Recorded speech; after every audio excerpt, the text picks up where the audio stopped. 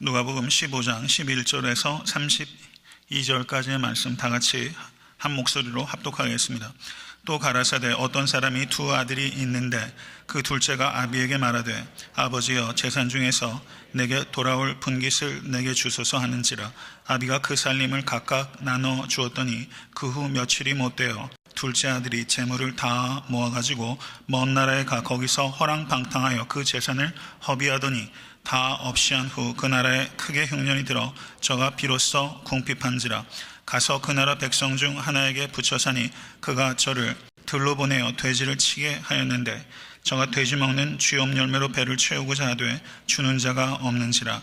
이에 스스로 돌이켜 가로되 내 아버지에게는 양식이 풍족한 품꾼이 얼마나 많은고 나는 여기서 주려 죽는구나. 내가 일어나 아버지께 가서 이르기를 아버지여 내가 하늘과 아버지께 죄를 얻었사오니 지금부터는 아버지의 아들이라 일컬음을 감당치 못하겠나이다. 나를 품꾼 하나로 보소서 하리라 하고 이에 일어나서 아버지께로 돌아가니라. 아직도 상거가 먼데 아버지가 저를 보고 치근히 여겨 달려가 목을 안고 입을 맞추니 아들이 가로되 아버지여 내가 하늘과 아버지께 죄를 얻었사오니 지금부터는 아버지의 아들이라 일컬음을 감당치 못하겠나이다 하나 아버지는 종들에게 이르되 제일 좋은 옷을 내어다가 입히고 손에 가락지를 끼우고 발에 신을 신기라. 그리고 살진 송아지를 끌어다가 잡으라. 우리가 먹고 즐기자. 이 내 아들은 죽었다가 다시 살아났으며 내가 잃었다가 다시 얻었노라 하니 저희가 즐거워하더라. 맏아들은 밭에 있다가 돌아와 집에 가까웠을 때 풍류와 춤추는 소리를 듣고 한 종을 불러 이 무슨 일인가 물은데 대답하되 당신의 동생이 돌아왔음에 당신의 아버지가 그의 건강한 몸을 다시 맞아들이게 됨을 인하여 살진 송아지를 잡았나이다 하니 저가 노하여 들어가기를 즐겨 아니하거늘 아버지가 나와서 권한대 아버지가 대답하여 가로되 내가 여러 해 아버지를 섬겨 명을 어김이 없거늘 내게는 염소 새끼라도 주어 나와 내 벗으로 즐기게 하신 일이 없더니 아버지의 살림을 창기와 함께 먹어버린 이 아들이 돌아오매 이를 위하여 살진 송아지를 잡으셨나이다. 아버지가 이르되 예 너는 항상 나와 함께 있으니 내 것이 다 내 것이로되 이 내 동생은 죽었다가 살았으며 내가 잃었다가 얻었기로 우리가 즐거워하고 기뻐하는 것이 마땅하다 하니라. 아멘. 하나님의 말씀입니다. 오늘 본문의 그 말씀을 흔히들 탕자의 비유라고 이야기를 합니다. 그러나 둘째 아들, 작은 아들만을 이 비유의 초점으로 이해하는 것은 불충분합니다. 왜냐하면 11절의 말씀을 보시면 또 가라사대 어떤 사람이 두 아들이 있는데 라고 말하면서 본문은 분명하게 둘째 아들만에게 초점을 가지고 있는 것이 아니라 두 아들에게 공이 모두 초점을 가지고 있다는 것을 알 수가 있습니다. 더군다나 25절에서 32절의 내용을 보시면 거기에는 둘째 아들은 아예 등장하지 않아요. 무대에서 아예 사라집니다. 아버지와 첫째 아들만 남게 되는 겁니다. 그러므로 오늘 본문에서 우리의 초점은 둘째 아들에게만 있는 것이 아니라 첫째 아들에게도 이 비유에 초점이 있다는 것을 염두에 두고 우리가 이런 말씀은 우리가 교회 학교에서부터 많이 들었기 때문에 우리가 잘 알고 있다는 함정에 빠질 수가 있어요. 더욱더 겸손하게 이 말씀을 통해서 주님의 생명의 말씀을 듣는 여러분과 제가 될 수 있게 될 간절히 축원합니다. 교부 어거스틴이 이런 말을 했습니다. 세상에는 두 부류의 인간이 있다.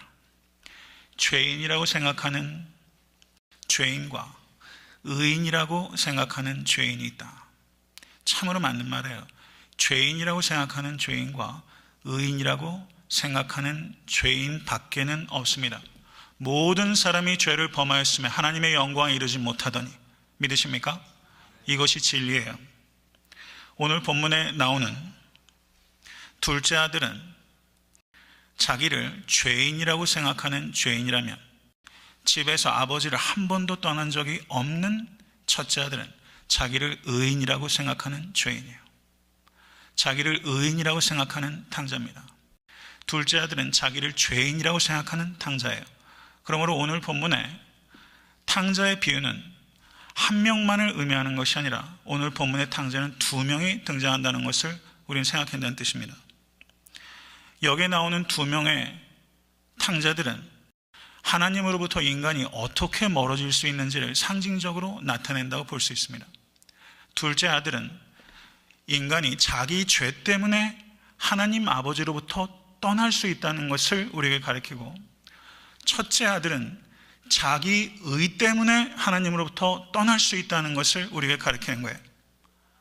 인간은 자기 죄 때문만 아니라 자기 의 때문에도 아버지 하나님으로부터 떠날 수 있는 악하고 죄된 존재라는 것을 여러분과 저는 깨달을 수 있게 되길 간절히 바랍니다.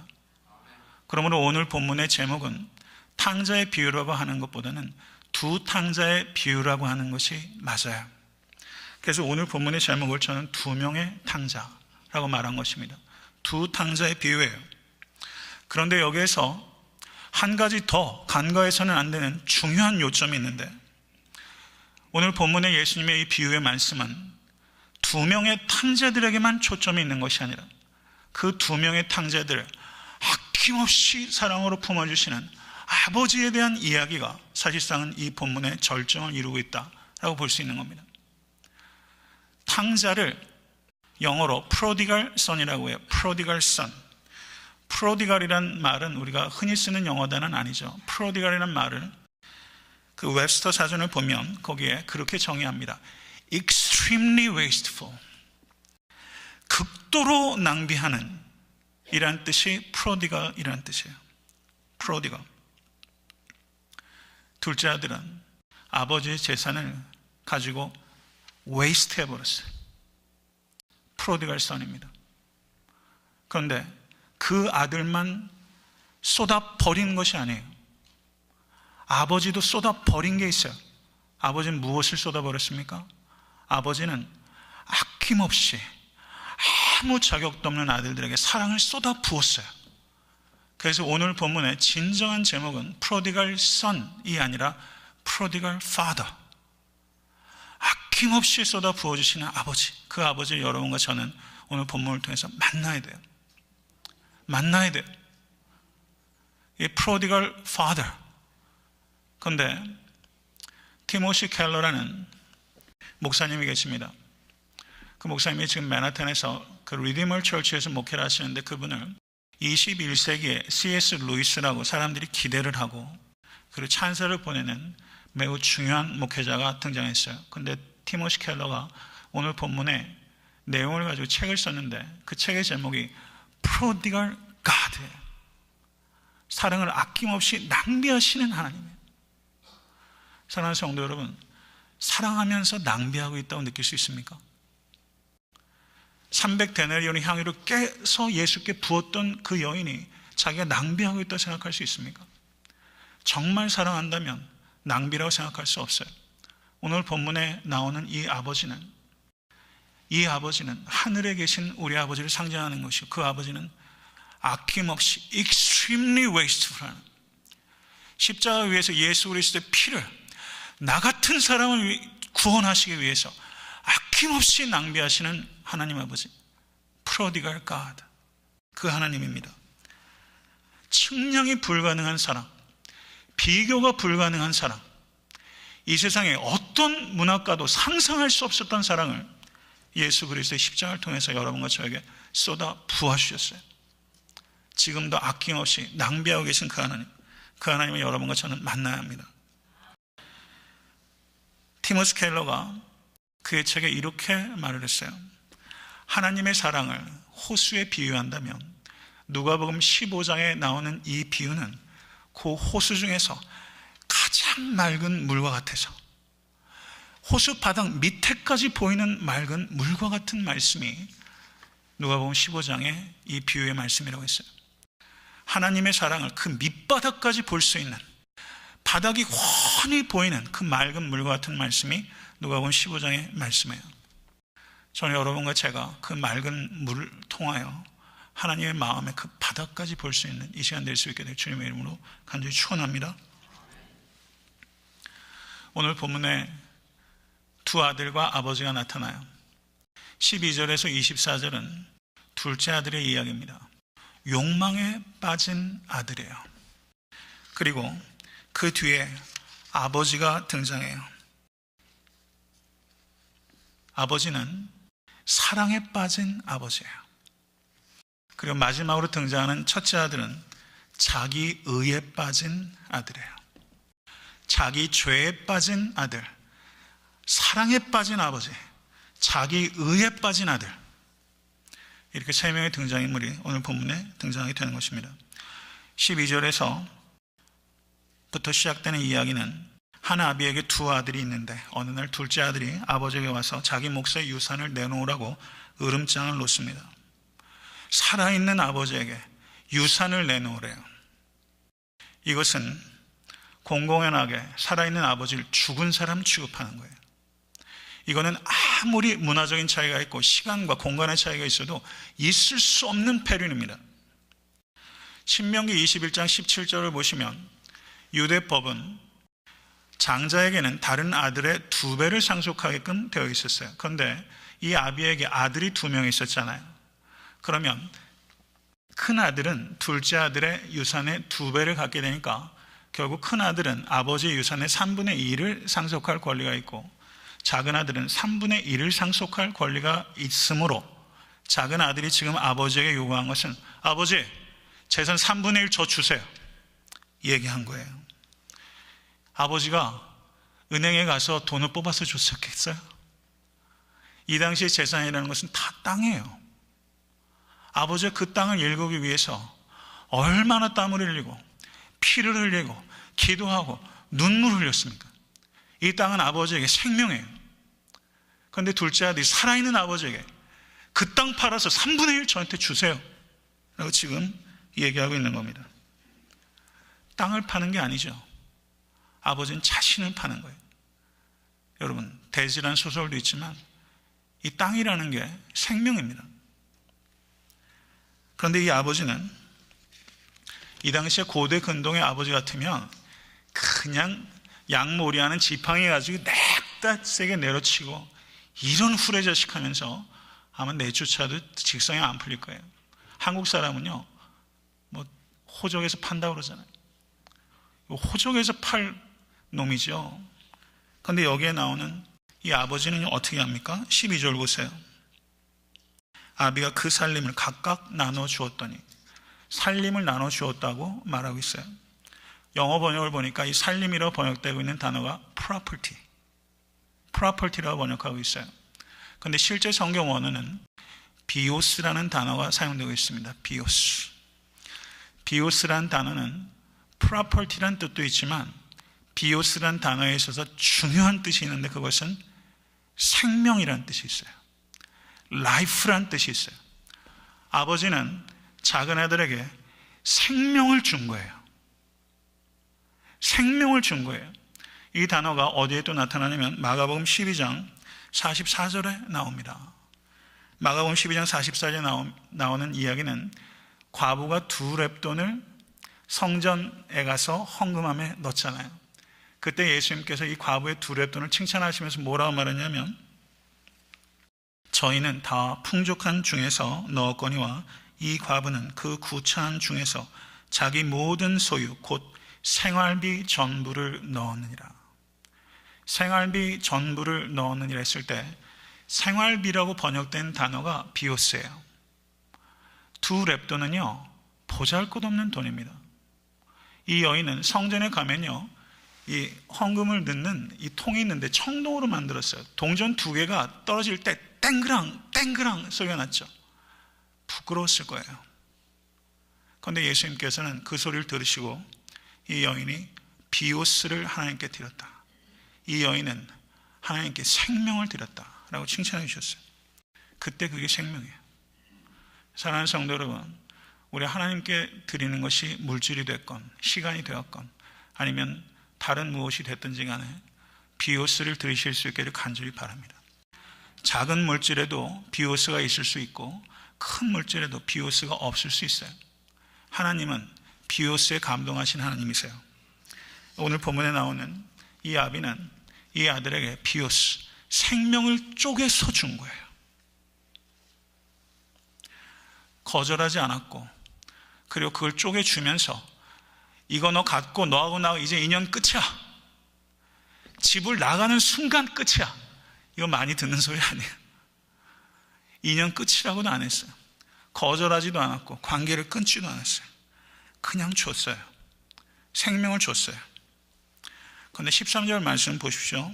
그 후 며칠이 못되어 둘째 아들이 재물을 다 모아가지고, 재물을 다 모아가지고라는 뜻은, 다 모아가지고가 성경 원어가 순아고라는 동사인데, 이 뜻은 캐시로 바꾸다 이런 뜻이에요. 아버지의 눈에요. 자기가 어떻게 갖고 온 땅인데 그거 내줬는데 며칠이 못 가서 캐시로 바꿔요. 그 마음으로 한번 생각해 보십시오. 우리가 여태까지 신앙생활하면서 이렇게 캐시로 바꾼 적 없습니까? 하나님께 주신 은혜를 가볍게 여기고 하찮게 여기고 그냥 땅바닥에 내팽개치는 거예요. 그리고 탕자는 먼 나라에 가서 그 재산 다 허비해버렸고 설상가상으로 흉년이 들었습니다. 그래서 급기야 자신의 생명을 구하기 위해서 이방인을 찾아갔고, 그리고 돼지를 치는 일에 종사하게 돼요. 돼지는 율법의 부정한 짐승입니다. 유대계 문헌에 이런 말도 기록되어 있을 정도에 돼지를 기르는 사람은 저주받은 자로다. 이게 유대계 문헌에 기록되어 있는 사람이에요. 그러므로 여기에 나오는 이 둘째 아들은 인생에 실패한 사람일 뿐만 아니라 저주받은 사람이에요. 저주받은 사람. 그리고 16절을 보십시오. 16절을 보시면 저가 돼지 먹는 쥐염염으로 배를 채우고자 하되 주는 자가 없느니라. 저가 돼지의 사료를 쓰는 쥐염염을 먹었는데 흉년이 극심해지자 돼지 사료조차 먹을 수가 없는 거예요. 돼지를 치는 주인이 돼지에게 쥐염열매를 줄지언정 이 사람에게 쥐염열매를 주진 않아요. 돼지보다도 값어치가 떨어진 사람이에요. 사랑하는 성도 여러분, 이게 죄의 욕구대로 육체의 소욕을 따라 사는 사람들의 결국입니다. 이것을 믿으실 수 있게 되기를 바랍니다. 이게 죄의 결국이에요. 아버지로부터 자유를 찾아갔는데 아버지를 떠나면 자유가 없어요. 그리스도인의 자유는 주 안에서의 자유입니다. 그리스도인의 자유는 방탕이 아니라 절제입니다. 주 안에 있는 자유예요. 군림하는 자유가 아니라 섬기는 자유예요. 아버지를 떠나는 순간 자유를 잃어버려요. 우리는 아버지를 떠나는 순간 죄의 종이 됩니다.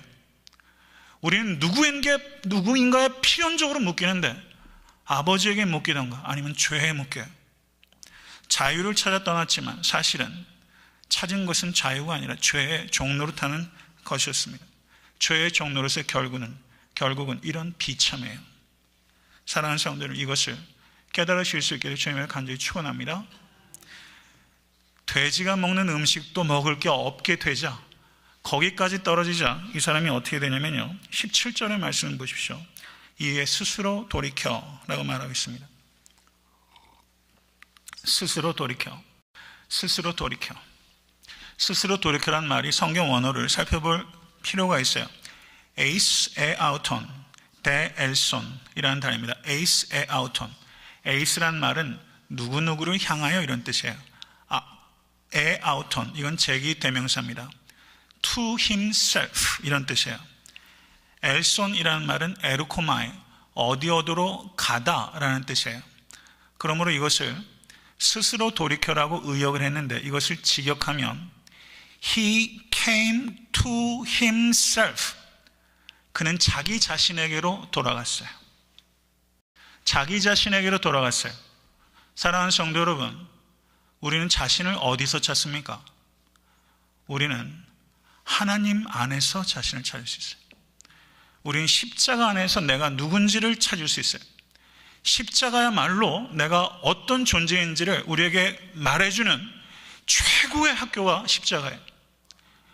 예수 그리스도께서 죽으실 만큼 나는 죄인이고, 예수 그리스도께서 나 때문에 죽으실 만큼 나는 존귀한 존재예요. 십자가는 내가 얼마나 죄된 존재인지, 내가 얼마나 귀한 존재인지 이 두 가지를 가르쳐주는 거예요. 사랑하는 성도 여러분, 자기에게로 돌아가실 수 있기를 간절히 바랍니다. 자기에게로 돌아가기 위해서는 십자가로 돌아가야 돼요. 십자가로 돌아가야 돼요. 근데 정말 안타까운 거는요, 왜 쥐염염을 먹을 것 때까지 떨어지냐 말입니다. 왜 거기까지 바닥을 쳐야 돌아와요? 그렇게 안 하실 수 있게 되기를 바라요. 빨리 돌이키세요.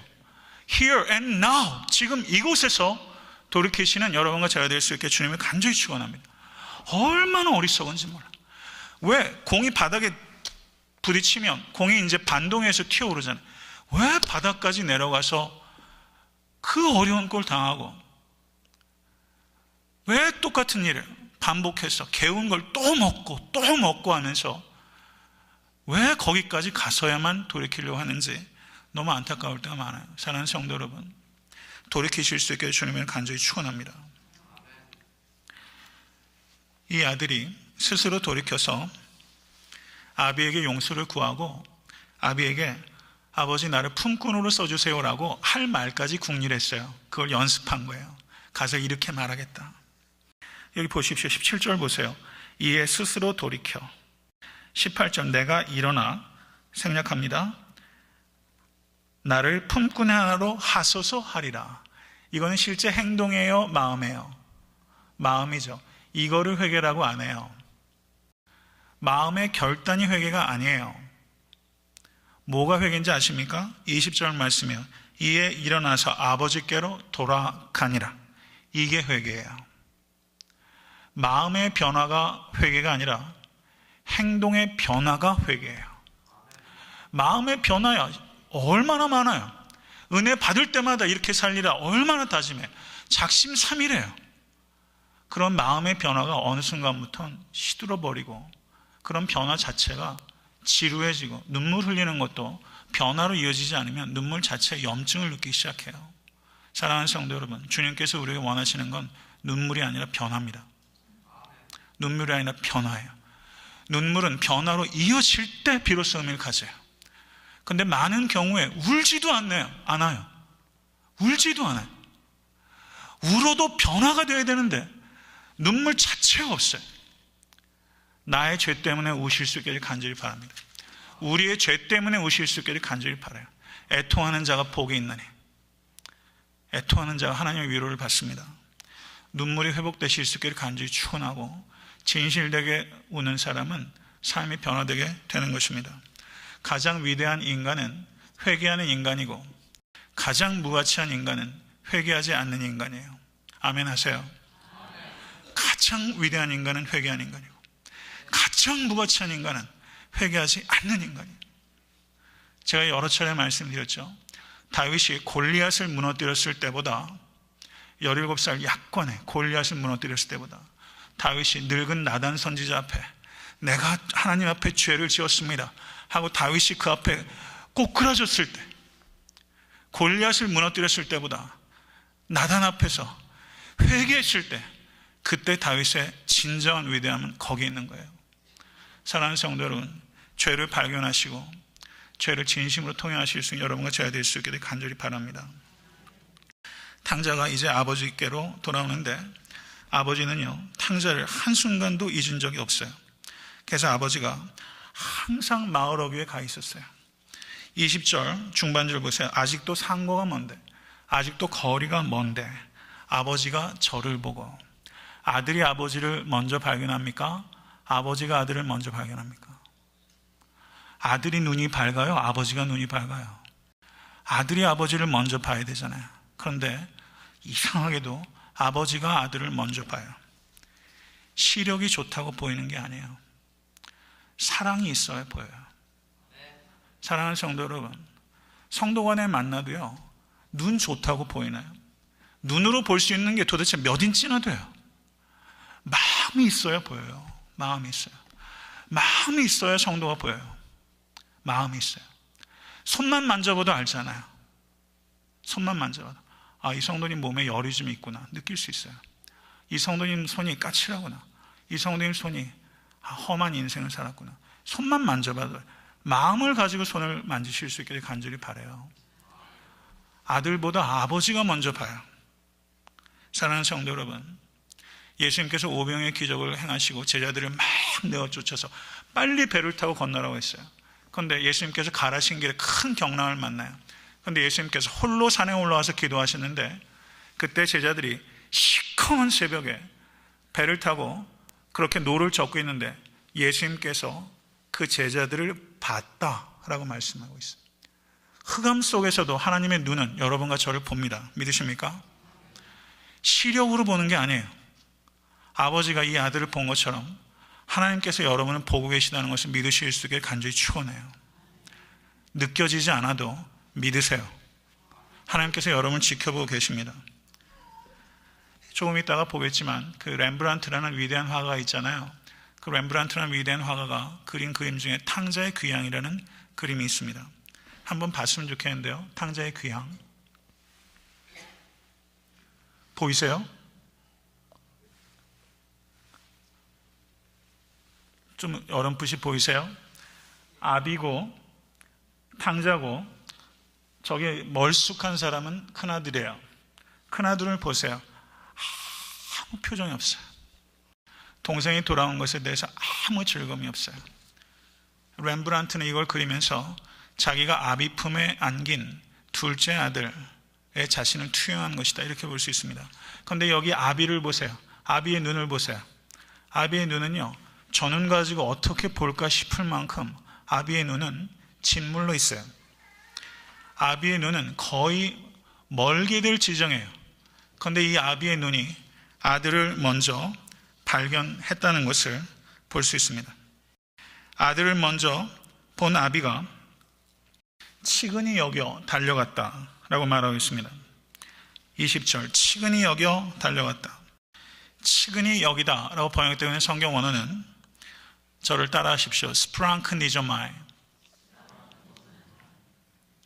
스프랑크니조마이, 이 단어가 어디에 나오는 단어냐면요, 마가복음 1장 40절 이하로 문둥병자 예수님께 나와서 고쳐달라고 했을 때 예수님께서 저를 불쌍히 여기실 때 그 단어가 스프랑크니조마이예요.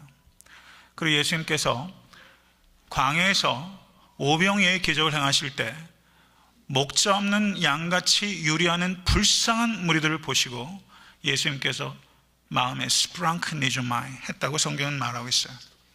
스프랑크니조마이, 이것을 우리는 치근히 여겼다고 번역하고 있는데 실제 성경 원어의 뜻은 스프랑크나, 이것은 사람의 내장을 얘기하는 거예요. 내장이 아플 만큼 불쌍히 여기신 거예요. 사랑하는 성도 여러분, 내장이 아플 만큼 고통당하신 적이 있으세요? 장기가 비틀린 만큼 너무 불쌍해서 이 아비가 스프랑크니조마이, 치근히 여겼어요. 그 마음이 들어가면요, 뛸 수밖에 없어요. 스프랑크니조마이 해서 이 아비가 아들을 향해서 뛰어요. 아들을 향해서 뜁니다.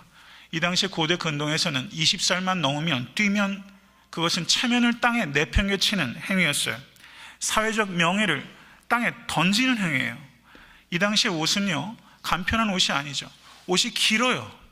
그것을 이 아비가 그 옷을 붙잡기도 아마 힘든 나이였을 거예요. 그것을 붙잡고 이 아비가 그 얇은 다리로 그 짓무른 눈을 가지고 이 아비가 아들을 향해서 달려요. 종들도 보고 마을 사람도 보는데 이 아비가 아들을 향해서 달립니다. 달리지 않을 수가 없는 거예요. 스프랑크니조마이, 너무 아들이 불쌍해서. 젊은 아들은 아버지를 향해서 한 걸음 한 걸음 회한에 차서 와요. 그런데 늙은 아비는요, 환희에 차서 아들을 향해서 달려요. 아들이 한 걸음 올 때 아버지는 10걸음씩 달려요. 사랑하는 성도 여러분, 이게 그냥 이야기입니까? 사랑하는 성도 여러분, 여러분들께서 하나님께 한 걸음 가시면 하나님은 10걸음 달려와요. 우리가 그렇게 만난 거예요. 우리 한 사람 한 사람이 그렇게 하나님을 만난 거예요. 여러분은 그렇게 달려와서 찾으셨어요. 흙먼지를 일으키면서 늙은 아비가 달려오고 있는데, 여러분 한번 생각해 보세요. 아버지 한번 생각해 보세요. 고향의 아버지. 고향 아버지 돌아가신 분들도 계시잖아요. 아니면 고향의 할아버지 할머니 한번 생각해 보세요. 명절 때 내려가면 정말 버선발로 나오시는 분 아니에요? 저도 옛날에 시골에서 고향에 방문하고 올 때 되면 자꾸 하신 저희 친할머니가 저를 이렇게 따라오세요. 할머니 들어가요 하면 저를 따라오시는데 딱 한 100m면 100m 그 거리를 정확히 유지하면서 끝까지 찾아오세요. 그래서 옛날에 계란 같은 거 여자 스타킹 같은 데다 이렇게 쫙 넣어가지고 귤하고, 그러면 제가 고속버스 타면 옆에 꼭 문을 두드려 그거 건네주셨어요. 그 할머니, 그 아버지, 그 할아버지 같은 분들이 멀리서 나를 향해서 흙먼지를 일으키면서 막 달려오는 거예요. 몇 년 만에 보는 아버지가 달려와요. 그 아버지를 보면서 마음이 무너지지 않을 사람이 어디 있습니까? 그런 생각이 들었을 거예요. 내가 뭘 했지? 내가 뭘 했지? 사랑하는 성도 여러분, 도대체 우리 뭐 하고 살고 있습니까? 내가 도대체 뭘 했지? 아버지가 나에게 달려와요. 그리고 오자마자 아들의 목을 끊어 안아요. 이 목을 끌어 안을 때 이 단어가 에피핍토라는 단어가 사용되어 있는데 몸을 거의 내던져서 아들의 목을 부둥켜 안았어요. 사도행전을 보면 사도 바울과 에베소 교인들이 밀레도에서 헤어질 때 에피핍토, 서로 목을 끌어 안았어요. 그리고 요셉이 자기의 동생 베냐민을 만났을 때 이렇게 목을 끊어 안았어요. 지금 그렇게 안고 있는 거예요. 그리고 입을 맞췄어요. 입을 맞춘다는 뜻은 다윗이 자신의 아들을 죽였던, 암논을 죽였던 압살롬을 용서할 때 다윗이 압살롬에게 입을 맞췄어요. 입을 맞춘 얘기는 용서한다는 거예요. 용서한다는 거예요. 회개한다는 말조차 없었잖아요. 그런데 아버지는요, 생각까지도 아시잖아요. 그래서 용서하는 거예요. 사랑하는 성도 여러분, 우리가 회개할 때 회개의 말보다 중요한 것은 회개의 마음이에요. 말로 옮겨지는 거 중요하지만 말보다 중요한 건 마음이에요. 그 마음을 아버지는 아시고 이미 용서한 거예요. 아들이 입을 열어서 말하기 시작합니다. 아버지여, 내가 하늘과 아버지께 죄를 얻었사오니 지금부터는 아버지의 아들이라 일컬음을 감당치 못하겠나이다. 그리고서 제일 마지막에 뭐라고 말하려고 했냐면요, 19절 보세요. 나를 품꾼의 하나로 보소서. 이렇게 준비를 했잖아요. 그런데 21절 보세요. 나를 품꾼의 하나로 보소서란 말을 마칠 수 있었습니까? 없습니까? 못 마쳤어요. 왜요? 아버지는 그 말까지 들을 필요가 없는 거예요. 말을 잘랐어요. 말을 잘랐어요. 그리고 아버지가 뭐라고 말합니까? 종들에게 이르되 제일 좋은 옷을 내어다가 입히고 손에 가락지를 끼우고 발에 신을 신기라. 그리고 살찐 송아지를 끌어다가 잡으라. 우리가 먹고 즐기자. 아마 이렇게 빨리 말했을지도 몰라요. 실제 성경 원어를 보면요, 타쿠라는 부사가 있는데 우리 번역에는 이게 번역이 안 됐어요. 생략됐어요. 이 뜻은 quickly 이런 뜻입니다. 이 아버지가 너무 서두르는 거예요. 안 서두를 재간이 있습니까? 부모의 마음이 이렇잖아요. 안 서두를 재간이 있어요. 종들에게 제일 좋은 옷 갖다 주고 손에 가락지 끼고 발에 신을 신고 살찐 송아리를 잡으라. 아버지가 이렇게 서두르는 거예요. 이때 둘째 아들은 아버지를 정말 알게 된 겁니다. 아버지의 마음을 이때 알았어요. 내가 아버지를 몰라도 너무 몰랐구나. 사랑하는 성도 여러분, 오늘 본문에 나오는 이 아버지를 통해서 우리가 생각하는 것은 하늘의 아버지의 사랑으로 덮을 수 없는 죄악은 없다는 것입니다. 하늘의 아버지의 은혜로 씻지 못하는 죄는 없습니다. 다 씻어주세요. 다 씻어주세요. 살인자라도, 자식이 살인을 했다 할지라도 아버지는 씻어줘요. 육신의 아버지도 그렇게 하는데 하늘의 아버지는 어떻게 하시겠어요? 사랑하는 성도 여러분, 내 죄의 경중을 내가 판단하지 마세요. 주님께 가지고 가세요. 그러면 씻어주십니다. 믿으십니까? 할렐루야. 보통 일반적인 설교는 여기서 끝이 나는 거예요. 그러면 25절 이하는 예수님께서 하실 필요가 없는 얘기잖아요. 그렇죠? 둘째 아들이 회개하고 돌아와서 용서받아서 해피엔딩이 됐습니다. 이렇게 끝이잖아요. 그게 아니지 않나요? 25절부터 32절까지 내용이 나타나고 있어요. 실제 예수님께서 하려는 얘기가 이제 등장하는 거예요. 왜 그러냐면 누가복음 15장 1절에서 2절을 한번 보십시오. 모든 세리와 죄인들이 말씀을 들으러 가까이 나오니 바리새인과 서기관들이 원망하여 가로되 이 사람이 죄인을 영접하고 음식을 같이 먹는다 하더라. 세리와 죄인들과 바리새인과 서기관들이 등장해요. 세리와 죄인들은 몇째 아들이에요? 둘째 아들. 바리새인과 서기관들은 몇째 아들이에요? 첫째 아들이에요. 둘째 아들을 아버지가 영접해 잔치를 벌이는 것을 첫째 아들이 들어가지도 않고 즐거워하지도 않고 밖에서 뻗대면서 아버지에게 반항하고 있잖아요. 지금 여기에서 바리새인과 서기관들이 딱 첫째 아들. 그리고 예수님께서 이 비유를 말씀하셨어요. 그러면 이 비유가 예수님께서 누구를 타겟한 겁니까? 세리와 죄인들입니까? 바리새인과 서기관들입니까? 바리새인과 서기관들이죠. 그러니까 이 비유는 실제 예수님께서 하시는 말의 요점은 어디에서 등장해요? 25절에 32절에 사실상은 절정으로 치닫고 있는 것입니다. 첫째 아들이 밭에 있다가 돌아왔어요.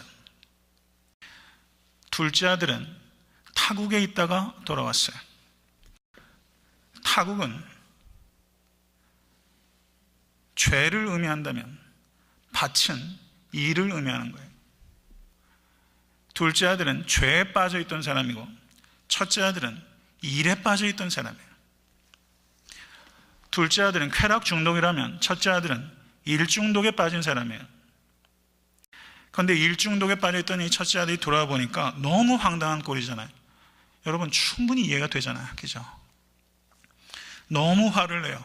안 들어가 있다는 거예요. 저 잔치에 안 들어가 있다는 거예요. 공개적으로 아버지를 망신주고 공개적으로 아버지가 불의하다고 지금 데몬스트레이션 하고 있는 겁니다. 그래서 할 수 없이 아버지가 나와서 첫째 아들에게 얘기를 해요. 그러자 이 첫째 아들이 아버지가 막 쏟아내기 시작합니다. 뭐라고 말하냐면 내가 여러 해 아버지를 섬겨 명을 어김이 없거늘 내게는 염소 새끼라도 주어 나와 내 벗으로 즐기게 하신 일이 없더니 아버지의 살림을 창기와 함께 먹어버린 이 아들이 돌아오매 이를 위하여 살진 송아지를 잡으셨나이다 라고 말합니다. 여기에서 내가 여러 해 아버지를 섬겨라고 했을 때 거기 섬겨라고 번역되고 있는 단어가 둘로오라는 단어인데 이 단어는 serve someone as a slave 이런 뜻이에요. 노예로서 섬겼다는 거예요. 첫째 아들이 아버지에게 어떻게 말하는 거예요? 나는 여러 해 동안 노예처럼 노예로 아버지를 섬겼다는 거예요. 노예로 섬겼대. 자기가 아들이 아니래요. 그리고 둘째 아들은 뭐라고 말합니까? 자기의 동생을 뭐라고 말해요? 자기의 동생을 자기 동생이라고 말하지 않고 뭐라고 말합니까? 이 아들이라고 표현해요. 후히오스 수 후토스 당신의 이 아들, 당신의 이 아들. 이름으로도 얘기하지 않고 내 동생이라고 얘기하지도 않아. 후토스 수 후토스 당신의 이 아들. 이것은요 둘째 아들에 대한 우월의식을 드러내고 경멸을 나타내고 있는 것입니다. 둘째 아들은 자신의 죄의 노예가 되고 있었다면 첫째 아들은 자신의 공로의 노예가 되고 있었던 사람이라고 말할 수 있는 것입니다. 사랑하는 성도 여러분, 우리가 의롭게 되는 것은 우리의 행위로 인한 것이 아니라 우리 주 예수 그리스도의 십자가를 믿음으로 말미암아 값없이 주어지는 축복입니다. 믿으세요? 이것을 이신칭의의 복음이라고 말해요. 그런데 이신칭의의 복음이 바르게 선포되면 항상 오해받고 항상 오용되는 위험이 있어요. 오용되는 위험이라는 게 뭐냐면 은혜로 구원을 받기 때문에 과거의 죄와 현재의 죄와 미래의 죄와 상관없이 믿음으로써 내가 구원을 얻습니다. 내가 미래의 죄를 짓는다고 내가 구원에서 떨어지는 게 아니에요. 이게 이신칭의의 복음이에요. 이것을 오용하는 사람은 그래? 그럼 죄 짓고 회개하면 되네 라고 말하면서 육체의 기회를 삼는 사람들이 있어요. 교회에는 항상 그런 사람들이 있었습니다. 이런 사람들을 libertism, 방탕에 빠졌다고 말하는 거예요.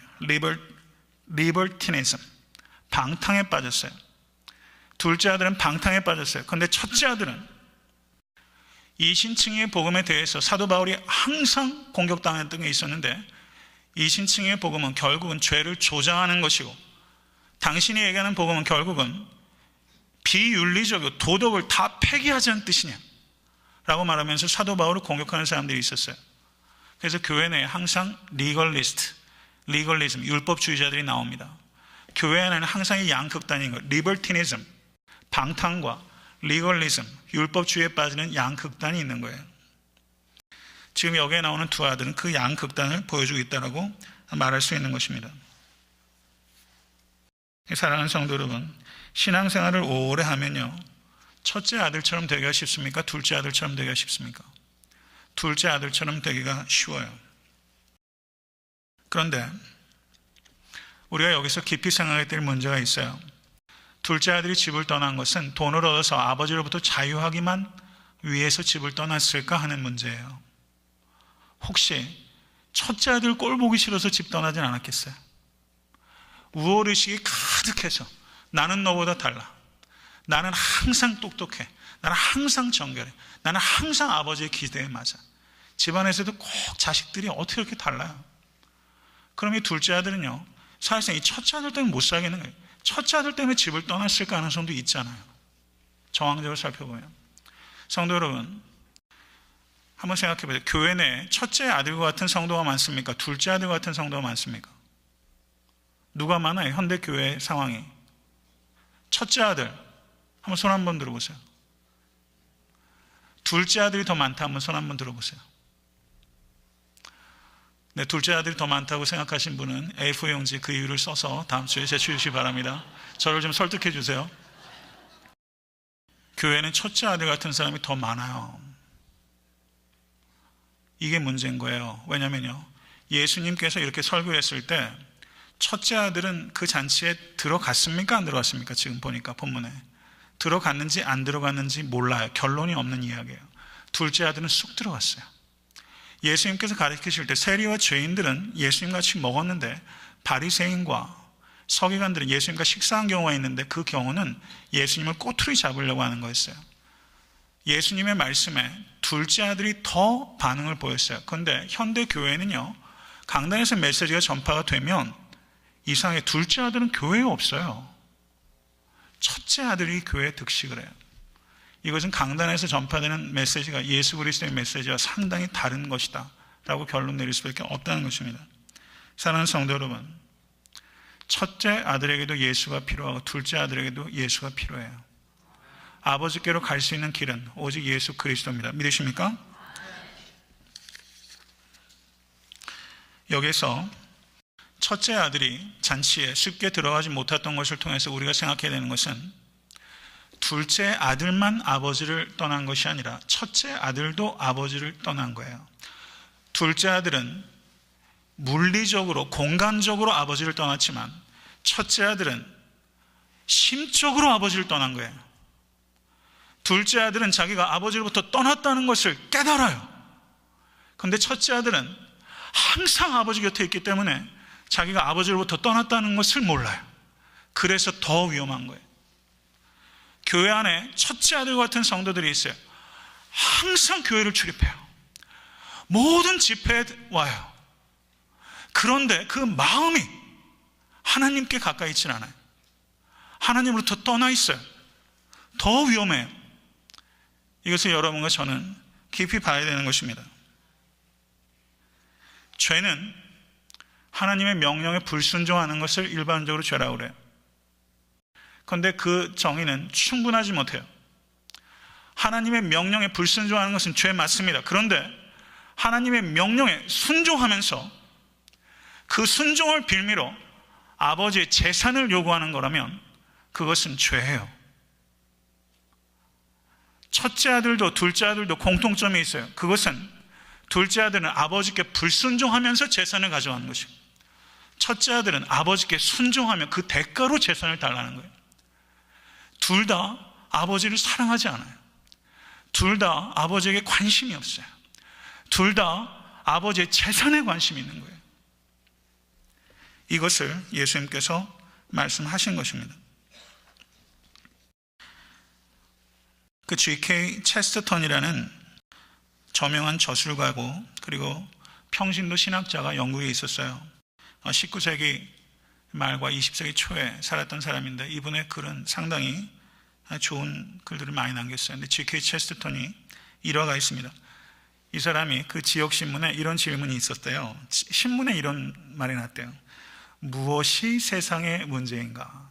신문에 무엇이 세상의 문제인가? 근데 G.K. 체스터턴이 그 신문사로 편지를 짧게 써서 넣는데 뭐라고 했냐면, 담당자께 제가 문제입니다. G.K. 체스터턴 드림. 제가 문제입니다. 제가 문제입니다. 큰아들은 자기가 문제인 걸 몰라요. 내가 문제예요. 우리 교회의 문제는 뭐가 문제예요? 내가 문제예요. 내가 문제예요. 진정한 부흥은 나의 변화로부터 시작되는 것이고, 이 땅의 교회의 개혁은 우리 교회에서부터 시작되는 거예요. 믿으십니까? 이런 이야기가 있습니다. 참 좋은 이야기예요. 경청하십시오. 이거는 성경에 나오는 이야기는 아닙니다. 이런 이야기가 있다는 걸 말씀드리는 거예요. 어느 날 예수님께서 제자들에게 말씀하셨어요. 경청하십시오. 너희가 나를 위해 돌을 하나씩 들고 오면 좋겠다. 그랬더니 제자들이 나가서 정신없이 돌을 찾았는데 베드로는 또 머리를 쓴 거예요. 그래서 가장 작은 돌을 가지고 왔어요. 그랬더니 예수님께서 제자들을 싹 보시더니, 자, 이제 점심 먹자. 돌이 떡으로 변한 거예요. 베드로가 제일 적은 떡을 먹었어요. 그래서 입이 이만큼 나왔죠. 근데 예수님께서 밥을 먹자 또 얘기하신 거예요. 똑같은 얘기를 하셨어요. 너희가 나를 위해 돌을 하나씩 가져오면 좋겠다. 베드로가 어떤 돌을 가져왔을까요? 자기가 들 수 있는 최고 무거운 돌을, 거의 바위에 가까운 것을 뒤에 메고 끙끙거리고 예수님께 왔어요. 그리고 이제 자, 저녁 먹자 할 줄 알았는데 예수님께서 뭐라고 말하냐면, 자, 나를 따라오너라. 나를 따라오너라. 베드로가 그 돌을 끙끙거리면서 지고 가는데 한숨 나오죠. 그래서 예수님께서 베드로를 쳐다보시면서 이렇게 말씀하셨대요. 베드로야, 너는 그 돌을 누구를 위하여 나르고 있느냐? 베드로야, 너는 그 돌을 누구를 위하여 나르고 있느냐? 사랑하는 성도 여러분, 오늘 본문에 나오는 큰 아들은 큰 돌을 날랐어요. 누구를 위해 날랐어요? 아버지를 위해서, 자기를 위해서 나른 거예요. 자기를 위해서 나른 거예요. 자기를 섬긴 거예요. 자기를 사랑한 거예요. 자기를 높인 거예요. 순종 자체를 기뻐한 게 아니에요. 순종을 통해서 더 큰 대가를 얻기 위하여 순종하고, 기껏 하는 말이 그 순종할 때 나는 종이었대요. 노예였대요. 아들과 아버지의 관계가 아니에요. 아버지를 사랑하진 않아요. 아버지를 기뻐하진 않아요. 사랑하는 성도 여러분, 왜 헌신하고 계십니까? 무엇을 위하여 시간과 물질을 왜 드리고 있습니까? 여러분과 저에게 주님께서 말씀하시는 거예요. 너는 그 돌을 누구를 위하여 나르고 있느냐? 그 뒤에 이어지는 말씀을 보십시오. 31절 보세요. 아버지가 이르되, 같이 한번 읽습니다. 예, 너는 항상 나와 함께 있으니 내 것이 다 내 것이로되. 예라고 해서 예, 번역을 참 재밌게 했죠. 예, 예야, 예. 실제 성경 원어는 테크논이라는 단어인데 이 단어의 뜻은 my little son. 아주 어렸을 때 불렀던 호칭을 아버지가 이 아들에게 부른 거예요. 얘야, 너는 항상 나와 함께 있으니 내 것이 다 내 것이로되.